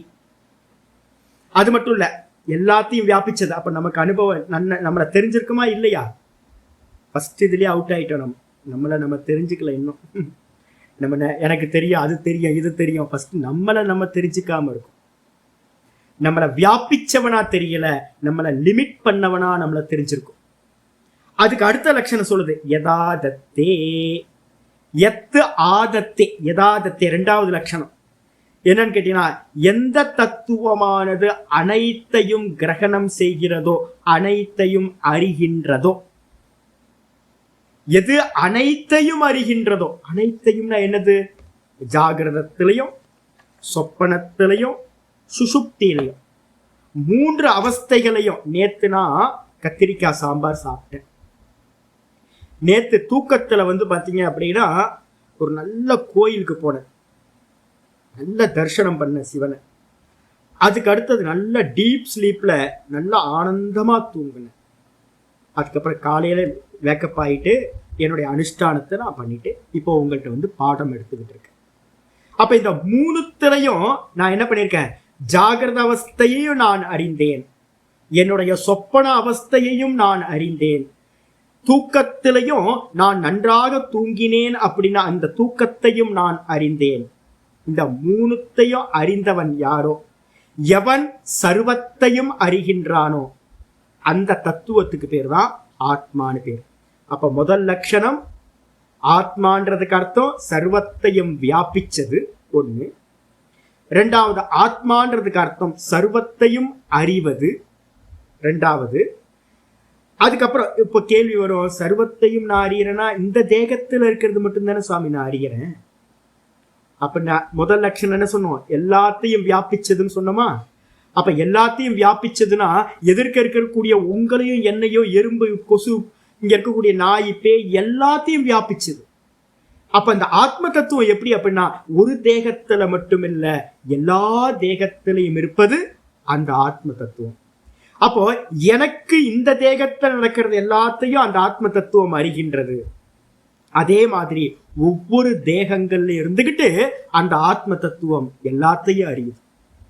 எறும்பு புத்துக்குள்ளார என்ன இருக்குன்னு உங்களுக்கும் எனக்கு தெரியாது. ஆனா எறும்புக்குள்ளார இருக்கிற அந்த நானுக்கு அந்த எறும்பு புத்துக்குள்ளார என்னெல்லாம் இருக்கோ அதெல்லாம் தெரியும். ஒரு அமீபால இருக்கக்கூடிய அதுக்கு தெரிஞ்ச விஷயங்கள் நமக்கு தெரியாது, இந்த தேகத்துக்கு தெரியாது. ஆனா அமீபால இருக்கக்கூடிய அந்த நானுக்கு, அந்த அமீபாக்கு அறியக்கூடிய விஷயங்களா எதெல்லாம் இருக்கோ அதெல்லாம் தெரியும். இந்திரனுக்கோ தேவனுக்கோ தெரிஞ்ச விஷயம் நமக்கு தெரியாது, இந்த தேகத்தில் இருக்க பரமஹம்சானந்தாக்கு தெரியாது. அதே நேரத்துல அந்தந்த தேகத்துல இருக்கக்கூடிய அந்த நான் சொல்லக்கூடிய அந்த ஆத்ம தத்துவத்துக்கு எல்லாம் தெரியும். அப்ப ஆத்ம தத்துவம் எப்படிப்பட்டது அப்படின்னா சர்வ தேகங்கள்லயும் இருந்துகிட்டு சர்வத்தையும் அறிவதாக இருப்பதுதான் ஆத்மா. அப்போ ஆத்மான்னு நான் என்ன இந்த தேகத்துல மட்டும் அறிஞ்சேன் அப்படின்னா அது ஆத்மா இல்லை. அப்ப நான் தப்பா தெரிஞ்சு வச்சிருக்கேன், நான் என்னை அறியாதவனா தான் இருக்கேன். சிஷ்யன் கேட்டான்ல, இந்த லோகத்துல யாராவது தன்னை அறியாதவர் இருக்காங்களா சுவாமி அப்படின்னு. கண்டிப்பா இந்த லோகத்துல இருக்க 99.9% தன்னை அறியாதவர்களா தான் இருக்கும், சம்சாரிகளா தான் இருக்கும். அப்போ கொஞ்சம் பேர் ஞானி புருஷர்களா பாத்தீங்கன்னா தன்னை சர்வமா அறிகிறாங்க, எல்லா தேகத்திலையும் நான் தான் இருக்கேன் அப்படின்னு அறிகின்றார்கள். அவர்களா தான் நம்ம ஞானி புருஷர்கள்னு சொல்றோம், ஜீவன் முக்தர்கள் அப்படின்னு சொல்றோம். இப்போ முதல் லட்சணம் சர்வத்தையும் வியாபிச்சது ஆத்மா. இரண்டாவது லட்சணம் சர்வத்தையும் அறிவது ஆத்மா. ஆயிடுச்சா? அது அப்புறம் மூணாவது லட்சணம் சொல்லுது எச்சாதத்தி. எச்சாதத்தி விஷயானிக. இது எல்லாத்தையும் அனுபவம் பண்றது. இந்த மொத்த விஷயங்களையும் எது அனுபவிக்கின்றதோ அது ஆத்மா. இப்ப நான் கேட்கிறேன், நான் இப்ப நம்மளோட வச்சனங்களை நல்லா புரிஞ்சுக்கிட்டே வாங்க. நான் பேசுகின்றேன். நம்ம எப்படி ப்ரொனன்சியேஷன் நம்ம பண்றோம், நம்ம விவகாரம் பண்றோம். நான் பேசுறேன், நான் கேட்கிறேன், நான் சாப்பிட்றேன், நான் போறேன், நான் எழுதுறேன், நான் மைசூர் பாக்கு சாப்பிட்டேன், நான் இளையராஜா மியூசிக் கேட்டேன், நான் வந்து பார்த்தீங்கன்னா நல்ல சாஃப்டான ஒரு ஆசனத்தில் உட்கார்ந்து, என்ன சாஃப்டா இருக்கு, குஷன்ல உட்கார்ந்து இருக்கேன். நான் வந்து பார்த்தீங்கன்னா இந்த வெயிலில் வந்து பார்த்தீங்கன்னா நேற்று ஃபுல்லாக பவர் கட்டு, ரொம்ப ஸ்வெட்டிங்காக இருந்துச்சு, நேற்று தூங்கவே இல்லை, அப்பா என்ன வெயில். அதே நேரத்தில் 2 மாசத்துக்கு முன்னாடி என்ன சில்னஸா இருந்துச்சு, என்ன பிளசண்டா இருந்துச்சு அப்படின்னு. அப்போ எல்லாத்தையும் அனுபவிக்கிறது யாரு?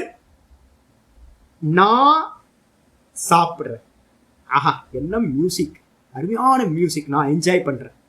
நான் சாப்பிட்றேன், நான் கேட்கிறேன், நான் பேசுறேன், நான் எல்லாத்தையும் அனுபவிக்கிறேன். அப்ப நான் யார் அனுபவிக்கிறா அப்படின்னா அந்த நான் சொல்லக்கூடியது அனுபவிக்கிறேன். அந்த நான் எங்க இருக்கு அப்படின்னு கேட்டீங்கன்னா, நீங்க சொன்னாலும் அந்த நான் தான் சொல்லுவீங்க. எறும்ப போய் கேட்டீங்க அப்படின்னாலும் எறும்பு என்ன சொல்லும்? நான் தான் சொல்லும். நான் போனேன், நான் எனக்கு ஒரு ஃபுட்டு கிடைச்சது, நான் சாப்பிட்டேன், நான் அதை பண்ணேன் இதை பண்ணேன் அப்படின்னு தான் சொல்லும். அப்போ இந்த நான் தான் சர்வ தேகங்கள்லையும் இருந்துகிட்டு சர்வத்தையும் அனுபவிக்கின்றதா இருக்கு. அப்ப அந்த நான்கு வந்து பாத்தீங்கன்னா லிமிட் இல்லை. அந்த நான் சர்வமா இருந்துகிட்டு சர்வ ஜீவராசிகளுடைய தேகத்திலையும் சர்வத்தையும் அனுபவம் பண்ணக்கூடிய போக்தாவா அதுதான் இருக்கு. அப்ப என்ன அர்த்தம் கேட்டீங்கன்னா, அது சர்வத்தையும் வியாபிச்சது, சர்வத்தையும் அறிவதா இருக்கு. அதே மாதிரி சர்வத்தையும் போகம் பண்ணக்கூடியதா எது இருக்கோ அது மட்டும் இல்ல. எச்ச அஸ்ய சந்ததோ பாவக. அடுத்து 4வது லட்சணம். இந்த ஆத்மாக்கு வந்து எப்படிப்பட்டதுன்னா, எது எந்த இதற்கு எச்ச அஸ்ய சந்ததோ பாவக, எந்த இதற்கு சதா இருப்புத்தன்மை இருக்கின்றதோ, எக்ஸிஸ்டா இருக்கோ. 4வது லட்சணம். இப்போ இந்த பரமஹம்சானந்தா 1974 பிறந்தான். இன்னும் ஒரு 10-15 வருஷத்துக்குள்ளார, சும்மா பேச்சுக்கு சொல்லுவோமே, நான் இன்னைக்கு படுத்தோன்னா நாளைக்கு முழிப்போமான்னு தெரியாது. அப்போ இந்த தேகம் பரமஹம்சானந்தான்னு பேர் வச்சிருக்கிற இந்த தேகம் என்ன ஆகும்? வந்துச்சு போச்சு. ராஜஸ்தான்ல நேற்று நான் ஒரு அரண்மனைகள்லாம் பார்த்தேன். நான் போயிருக்கேன் ராஜஸ்தான்ல, ஜோத்பூர்லாம் போயிருக்கேன், நிறைய சுற்றி இருக்கேன் ராஜஸ்தான்ல. ராஜஸ்தான்ல இருக்கிற மாதிரி கோட்டைகள்லாம் நம்ம பார்க்கவே முடியாதுங்க. எப்படி கட்டினானுங்கன்னே தெரியல. எப்படி ஒருத்தன் வந்து பார்த்தீங்கன்னா அனுபவம் பண்ணணும் அப்படின்னா 30-40 வருஷம் கட்டிட்டு அப்புறம் அனுபவம் பண்றதுக்கு எத்தனை வருஷம் அவன் அனுபவிக்க முடியும்? இந்த கோட்டைகள்லாம் பார்த்தீங்கன்னா, போர்ட்லாம் பார்த்தீங்க அப்படின்னா பெரிய பெரிய ஃபோர்ட் எல்லாம் பெருசு பெருசா இருக்கு. பெரிய பெரிய கல்லுல வச்சு எல்லாத்தையும் கட்டியிருக்கான். ஆனா இப்ப இருக்கானா மனுஷன்? அவன் கட்டினவன் இருக்கானான்னு கேட்டீங்கன்னா, கட்டினவெல்லாம் போயிட்டான், எல்லாம் போயாச்சு. மன்னர்கள் வந்து பாத்தீங்கன்னா அநேக மன்னர்கள் வந்தாங்க, போயிட்டே இருக்காங்க எல்லாம். அப்ப யாரும் இல்லை. ஆனா ஆத்மாக்கு லட்சணம் என்ன சொல்லுது அப்படின்னு கேட்டீங்கன்னா, எந்த தத்துவமானது சந்ததோ பாவக. சந்ததோ பாவகன்னா என்ன அர்த்தம்? சதா இருந்துகிட்டு இருக்கோ. எது போகும்? இந்த பரமஹம்சானந்தா செத்து போயிட்டார். செத்து போனதுக்கு பிறகு எது இருக்கும்? அந்த நான் வந்து பாத்தீங்கன்னா எல்லா இடத்துலயும் இருக்கும். நான் வந்து என்னைக்குமே இல்லாம போனதே இல்லை. அப்ப எது வந்துச்சு எது போச்சு அப்படின்னு கேட்டீங்கன்னா, இந்த தேகம் வரும், தேகம் போகும். அந்த நான் வரவும் வராது, நான் போகவும் போகாது. ஆனா நம்ம என்ன பண்ணிட்டோம்? இந்த தேகத்துக்குள்ளார இந்த நானை பார்த்துட்டோம். நான் பிறந்தேன், நான் செத்து போயிட்டேன்னு சொல்றோம். அப்ப நம்மளை தெரிஞ்சிருக்கமா தெரியலையா? நம்மளை பத்தி நமக்கு இன்னும் சரியா தெரியல. நான் எப்படி தெரிஞ்சிருக்கேன்னா, இந்த தேகத்தை நான் நினைச்சுக்கிட்டு இருக்கிறேன், நான் என்னை அறியாதவனா தான் இருக்கேன். அப்போ மொத்தம் 4 லட்சணங்கள் சொல்லுது. முதல் லட்சணம், நான் என்பது சர்வத்தையும் வியாபிச்ச தத்துவம், ஆகாசத்தை போல. இரண்டாவது லட்சணம் என்ன, எல்லா விஷயங்களையும் அறிவது ஆத்மா, இரண்டாவது லட்சணம். மூணாவது லட்சணம் இந்த லோகத்தில் இருக்கிற சர்வ விஷயங்களையும் போகம் செய்வது ஆத்மா, அனுபவம் பண்றது. இப்ப நான் சொல்ற கான்சியஸ்னஸ்ன்னு ஒண்ணு இல்லைங்க. ஒரு கோமா ஸ்டேஜ்ல ஒருத்தர் இருக்கார், இல்ல ஒரு மயக்கம் ஆயிடுச்சுன்னு வச்சுங்களேன், இல்ல ஒரு காஞ்சா ஏதாவது நீங்க சாப்பிட்டீங்க அப்படின்னா, நல்ல ட்ரிங்க்ஸோ இல்ல காஞ்சாவோ சாப்பிட்டீங்க அப்படின்னா நமக்கு ஏதாவது தெரியுமா அப்படின்னு கேட்டீங்கன்னா ஒன்றும் தெரியாது. கோமால இருக்கிறவனுக்கு இந்த உலகம் இருக்குன்றதே தெரியாது. அப்போ அதனால பாத்தீங்கன்னா நம்ம எதை அனுபவிக்கிறதா இருந்தாலும் அந்த ஃபர்ஸ்ட் பர்சன் யாரு அப்படின்னா அந்த நான் அவேர்னஸோட இருக்கும். அவேர்னஸ் இருந்தாதான் நான் தான் அவேர்னஸ். அந்த அவேர்னஸ் தான் பேஸா இருக்கு. நான் கேட்கிறேன், நான் பேசுறேன், நான் அனுபவிக்கிறேன், எல்லாத்துக்கும் பேஸா இருக்கிறது அந்த நான். அந்த நான் மட்டும் இல்லைன்னா இந்த லோகத்துல எதுவுமே யாருமே போகம் பண்ண முடியாது. அப்போ எது இருந்தா நான் இருப்பேனோ, எது இல்லைன்னா நான் எதையும் அனுபவம் பண்ண முடியாதோ அந்த தத்துவம் தான் நான் அப்படின்ற தத்துவம். அப்போ இந்த லோகத்துல இருக்க சர்வத்தை யார் அனுபவம் பண்றா? அந்த கான்சியஸ்னஸ் தான் எல்லா இன்ஸ்ட்ருமெண்ட்லயும் இருந்துகிட்டு கண்ணு காது மூக்கு வாய் அப்படின்னு மனசு அப்படின்னு எல்லாத்துலயும் இருந்துகிட்டு அதுதான் எல்லாத்தையும் போகம் பண்ணிக்கிட்டு இருக்கு. அப்போ சர்வத்தையும் வியாபிச்சது ஆத்மா, சர்வத்தையும் அறிவது ஆத்மா, சர்வத்தையும் போகம் பண்றது ஆத்மா. அதுக்கப்புறம் முக்கியமான லட்சணம் வருது, எப்பவுமே இருக்கக்கூடிய தத்துவமாக இருப்பது ஆத்மா. இந்த 4 லட்சணங்களை உடையதுதான் ஆத்மா. தஸ்மாத் ஆத்மீதி கீர்த்தியதை. இந்த 4 லட்சணங்கள் இருக்கிறதுனால இந்த ஆத்ம தத்துவத்துக்கு பாத்தீங்கன்னா ஆத்மான்னு பேர் வச்சாச்சு. அப்ப நான் எப்படி அறியணும்? என்ன? இந்த 4 லட்சணங்களை வச்சுக்கிட்டு தான் என்னன்னா அறியணும். ஆனா எனக்கு அனுபவம் எப்படி இருக்கு அப்படின்னா எனக்கு விபரீதமா இருக்கு. ஒவ்வொரு லட்சணத்தையா பாருங்க. ஆத்ம லட்சணம் சர்வ வியாபகமா இருக்கு, சர்வத்தை வியாபிச்சிருக்குன்னு சொன்னோம் முதல் லட்சணம். ஆனா என்னோட அனுபவம் எப்படி இருக்கு? நான் சர்வ வியாபகம் இல்லை. நான் பரமஹம்சானந்தா திருவண்ணாமலையில என்னுடைய ரூமுக்குள்ளார என்னுடைய ஆசனத்துல இருக்கேன், என்னோட குட்டியாக்குள்ளார இருக்கேன், நான் ஆசனத்துக்குள்ளார இருக்க, வெளியில கூட இல்லை.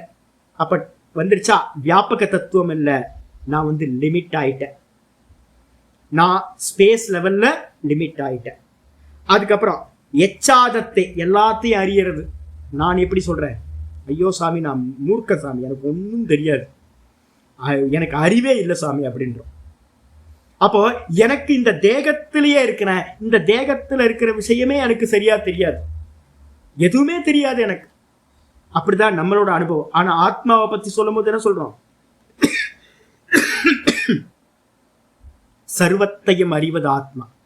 ஆனா என்னுடைய அனுபவம் சர்வத்தையும் அறிகிற அனுபவம் இல்ல, அல்பஜனா நான் இருக்கேன், அல்ப அறிவை உடையவனா நான் இருக்கேன். 2வது விரோதம். அப்புறம் 3வது பாத்தீங்கன்னா சர்வத்தையும் ஆத்மா தான் அனுபவிக்குது. ஆனா நமக்கு என்ன அனுபவம் இருக்கு? எல்லாத்தையும் நம்மள அனுபவிக்கிறோம் இல்லை. எனக்கு உட்பட்ட கர்ம பலன்களுக்கு என்ன இருக்கோ, எனக்கு என்ன கிடைச்சிருக்கோ அதை மட்டும்தான் நான் அனுபவிக்கிறேன். எனக்கு மற்ற ஜீவராசிகள் அனுபவிக்கிற அனுபவங்கள் எல்லாம் எனக்கு உண்டாகிறது இல்லை.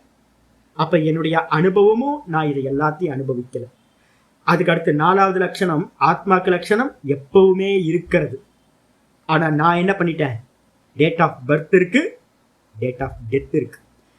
1974க்கு முன்னாடி நான் இல்லை, அதுக்கப்புறம் 2026க்கு மேல நான் இருக்க மாட்டேன். ஏதோ ஒரு டேட் ஆஃப் டெத் சொல்றோம், அதுக்கப்புறம் நான் இருக்க மாட்டேன். அப்ப நடுவுல நடுவுல போறவனா இருக்கும். அப்ப என்னுடைய எக்ஸிஸ்டன்ஸ் பாத்தீங்கன்னா லிமிட்டா இருக்கு. ஆனா ஆத்மாவோட லட்சணம் எப்பவுமே இருக்கிறதுன்னு சாஸ்திரம் சொல்லுது. அப்ப நம்மளை தெரிஞ்சிருக்கோமா அப்படின்னு கேட்டீங்கன்னா நம்மளை நம்ம தெரியல. அப்போ தன்னை தெரியறதுனால என்ன அப்படின்னா கைவினை சொல்லுது, தன்னை அறிந்தால் தனக்கு ஒரு கேடு இல்லை. தன்னை அறிந்தால் எந்த கேடும் சம்பவிக்காது. என்ன கேடு? சம்சாரம் தான். திரும்ப பிறந்து இறந்து ஐயோ இந்த டிராமாக்கு எண்டு கார்டே இல்லை, கண்டினியூவா டிராமா போயிட்டே இருக்கு, போர் அடிக்குது. சில சமயம் சுல்தானா பிறக்கிறோம், சில சமயம் இந்திரனா பிறக்கிறோம், சில சமயம் பாத்தீங்கன்னா பிரம்மாவா பிறக்கிறோம், சில சமயம் குரங்கா பிறக்கிறோம், எனக்கு ஒரு ஃப்ரெண்டு இருக்கு, குரங்கு டெய்லி வரும். மூக்கு வந்து பாத்தீங்கன்னா பாதி கட்டாயிருக்கு, சின்னோண்டு குட்டி குரங்கு. நான் தான் நினைச்சுக்கிறேன் இது கருமா என்ன கருமான்னு தெரியல. நான் தான் எத்தனை வாட்டி குரங்கா பிறந்தேன்னு தெரியல, எத்தனை வாட்டி வந்து பாத்தீங்கன்னா எறும்பா பிறந்தேன்னு தெரியல. பாவமா இருக்கு. ரோட்ல வந்து மாடுகள்லாம் இந்த ஸ்ட்ரீட்ல இருக்கு, பாத்தீங்கன்னா ஒரே சோகமா மாடு போயிட்டே இருக்கு. நான் பக்கத்துல இருந்து தடவி கொடுத்து என்னப்பா என்னன்னு கேட்டா அப்படியே பார்க்கும், சொல்லவும் தெரியாதா, என்ன சோகம்னு தெரியாது. அப்போ ஒவ்வொரு ஜீவராசியும் வந்து பாத்தீங்கன்னா அநேக ஜென்மங்கள் உள்ள இருக்கிற ஆத்மா ஒண்ணுதான், ஜீவாத்மா. அது கர்மத்துக்கு ஏற்ற மாதிரி தேகத்தை எடுத்துக்கிட்டே இருக்கு. நீங்களும் நானும் எத்தனை வாட்டி நாயா பண்ணியா பேயா பிறந்தோன்னு தெரியாது, திரும்ப திரும்ப பிறந்துகிட்டே இருக்கோம், இறந்துகிட்டே இருக்கிறோம். 84 லட்சம் யோனி, நல்லா தெரிஞ்சுக்கங்க, 84 லட்சம் யோனி. இதுல ஒரே ஒரு யோனி. அப்ப என்ன அர்த்தம்? 83,999 ஜென்மங்கள் வந்து பாத்தீங்கன்னா சுத்தி திரிஞ்சுக்கிட்டு இருக்கோம். எத்தனை கோடி ஜென்மம் மனுஷனா பிறந்தோன்னு தெரியாது, எத்தனை கோடி ஜென்மங்கள் எல்லாமே பிறந்திருக்கோம். ஒரு குரங்கு குட்டி கிளைக்கு தாவுது. நான் ஏதாவது கொடுக்கும்போது நான் இருக்கிறது 3வது மாடி, செகண்ட் ஃப்ளோர் மேல இருக்கேன் நான்.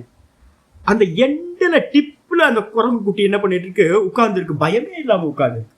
எனக்கு இங்க பதைக்குது அப்படியே, ஐயோ கீழே விழுந்துருமோன்னு. அது கேஷுவலா உட்கார்ந்துருக்கு. எப்படிப்பா அப்படின்னா, அந்த குரங்கு ஏற்கனவே 100கணக்கான குரங்கு ஜென்மங்களை எடுத்திருக்கு, கோடிக்கணக்கான குரங்கு ஜென்மங்களை எடுத்திருக்கு. அதுக்கு பயம் இல்லை. அந்த ஜீவாத்மா அந்த குரங்கு சரீரத்துக்குள்ளார போனோன்னு அந்த குரங்கோட சம்ஸ்காரங்கள் வாசனைகள் எல்லாம் அதுக்கு வந்துருச்சு. நமக்கு தான் பயம், ஆனா அந்த குரங்குல இருக்கிறதுக்கு பயமே இல்லை. ஒரு சின்ன கிளைய பிடிச்சி தொங்கிக்கிட்டு நிற்குது. இது மாதிரி சர்வ ஜீவராசி நீங்க நானும் தான். குரங்குனா வேற நினைக்காதீங்க, நம்மளும் குரங்கா பிறந்தோம், எல்லாமா பிறந்திருக்கோம். நம்ம சுத்தி சுத்தி திரியறோம். அதனால்தான் எடுத்துக்காட்டு கைவரை நவனித்து சொல்லுச்சுல, செத்த வந்து பாத்தீங்கன்னா குப்பை வந்து பாத்தீங்கன்னா காத்துல வந்து சுத்தி திரிகிற மாதிரி அநேக ஜென்மங்களை எடுத்துக்கும். ஏன் அப்படின்னு கேட்டீங்கன்னா, தன்னை லிமிட்டா தெரிஞ்சதுனால தான் இந்த எல்லா பிரச்சனையும். அப்போ தன்னை அன்லிமிட்டா தன்னை தெரிஞ்சுக்கிட்டா மட்டும்தான் நான் தேகம் இல்லை, நான் மனசு இல்லை, நான் புத்தி இல்லை அப்படின்னு தெரிஞ்சுக்கிட்டா மட்டும்தான் லிபரேஷன் ஆனது நமக்கு கிடைக்கும். அப்போ சாஸ்திரம் என்ன பண்ணிருக்கு அப்படின்னு கேட்டீங்கன்னா, எதெல்லாம் திருக்கோ, எது திருக்கு இந்த லோகத்துல ஒரே ஒரு திருக்கு தான். எது? ஒவ்வொரு தேகத்திலையும் நான் நான் நான் தான் பார்க்கிறேன், நான் தான் கேட்கிறேன் அப்படின்னு சர்வத்தையும் அறியக்கூடிய அந்த திருக்கு பார்ப்பவன். அந்த பார்ப்பவன் வேற வேற இல்லை, ஒரே ஆள் தான். இப்ப இந்த தேகத்திலிருந்து நான் என்ன பண்ணிட்டு இருக்கேன், பரமஹம்சானந்தான்ற தேகத்திலிருந்து நான் பாஷணம் பண்ணிட்டு இருக்கேன். இந்த உபனிஷத்தோட இந்த ஆத்ம தத்துவத்தை வந்து நான் உங்களுக்கு உபதேசம் பண்றேன்.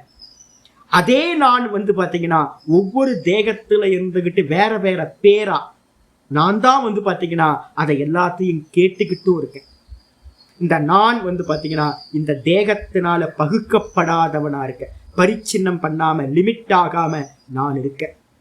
அந்த நான் வெறும் பார்ப்பவன் மட்டும். இப்ப ஒரு விஷயம் இருக்கு, பார்ப்பவன் அப்படின்னா ஒரு ஆள் வந்துரும்ல அப்படின்னா, சாஸ்திரத்துல ரொம்ப கேர்ஃபுல்லா இருங்க. சாஸ்திரத்துல வந்து பாத்தீங்கன்னா பிருகதாரண்யக உபனிஷத்துல சொல்லுது, அந்த பார்ப்பவன் கூட வந்து வாஸ்தவத்துல ஆத்மா இல்லை. நம்ம டெர்மினாலஜி ஒரு ரிலேட்டிவா பேசிக்கிட்டு இருக்கோம்.